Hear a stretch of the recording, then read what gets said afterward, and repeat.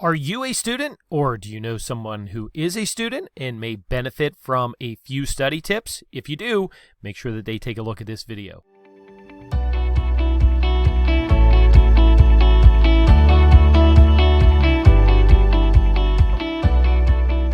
As a student, as an adult learner, one of the things that I always figured out was that when I have to study for something, it was always, hey, let me go reread the book. Let me reread my texts. Let me reread all of the notes that I have taken from the class so that I can be better prepared for a test.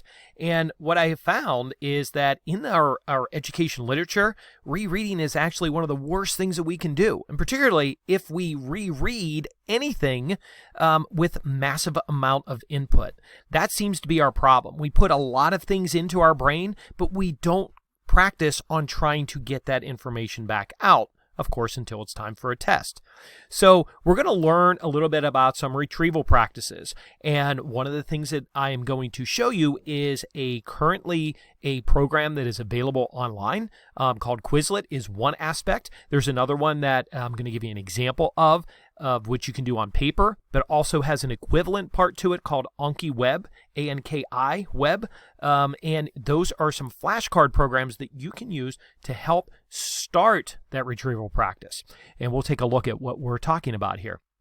So because I am from medicine EMS, we're going to use some examples here that are based off of those areas. Well, let's give an example here. You have a question in Quizlet that is saying, hey, here's the prompt. This is on the front of the card. It says, when performing compressions on a 67-year-old female, at what depth should you compress the chest? And when you are thinking to yourself, oh, I think I remember this, and it is 2 to 2.4 inches. So I'm asked to type in this information. Now, once I type it in, it's great to go. This is a simple knowledge question, but it is just a step above our typical regurgitation of information for knowledge because I'm making myself, as the student, think about, oh, it's a 67-year-old. That means that it's an adult, and it's not a 6-year-old, which now means that I have a different depth of compression. So it's not just simply putting one object on the card and say, what's the depth of compression for an adult?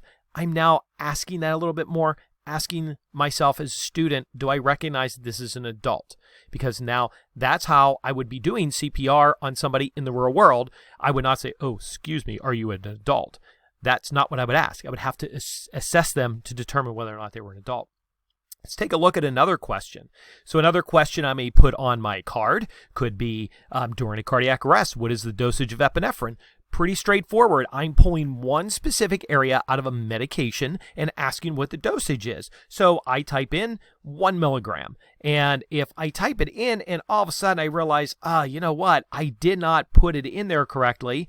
And if I didn't put it in there correctly, it may have been a typo. It may have been something else like, I put a decimal point in there where it said 1.0 milligrams.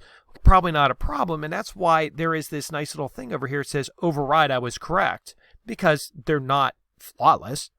But the problem is that sometimes we give ourselves a false sense of security, and meaning that we think that we learned all this information when in reality we probably didn't, and we override it. So let me give you an example of what I'm talking about.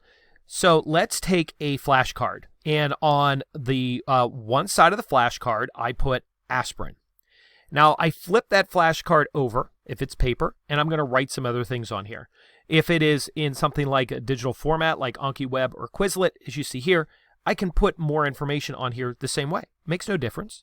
So I'm going to put my indications of the medications, my contraindications, my side effects, my dosages. So I put all those things on the other side of the card. When I do so, I then shuffle up all my other cards, and I pull up and I see, aspirin. So I recite my indications, my contraindications, and when I get to the dosages, I get it and I put it in there correctly, but I may not do the whole entire range correctly, and I forgot a couple side effects that may occur. So when I flip that card over, I've noticed that, and I go, you know what, I'm okay. It's the same thing as overriding. And now we have this false sense of security because you didn't get it 100% correct. What you can do, put my flashcards in a pile. And this day, I'm going to really assess what's going on. By the way, I can do this with the electronic versions as well. So I pull up aspirin. I now have a piece of paper that is beside me, and I write down everything that I'm aware that I should know about aspirin. And when I'm done, I flip the card over, and I now compare the answers that I placed on the flashcard earlier to the answers that I have now just written in my paper. And I am now giving myself a grade, A, B, C, D, or F. And failing is not a problem as long as you recognize where your problems are at, right? You can learn from it. Well, the reason that you are grading them is you put them into different piles, and those that have the lower grades, such as a C or D or an F, are the ones that you're going to have to make as a higher priority. Those that are A and B, still going to have to review, but they're not going to need to be reviewed as often. And we'll learn about ways in which we can interleave some of these things a little bit later on. What will end up happening is that you'll get better with remembering this information.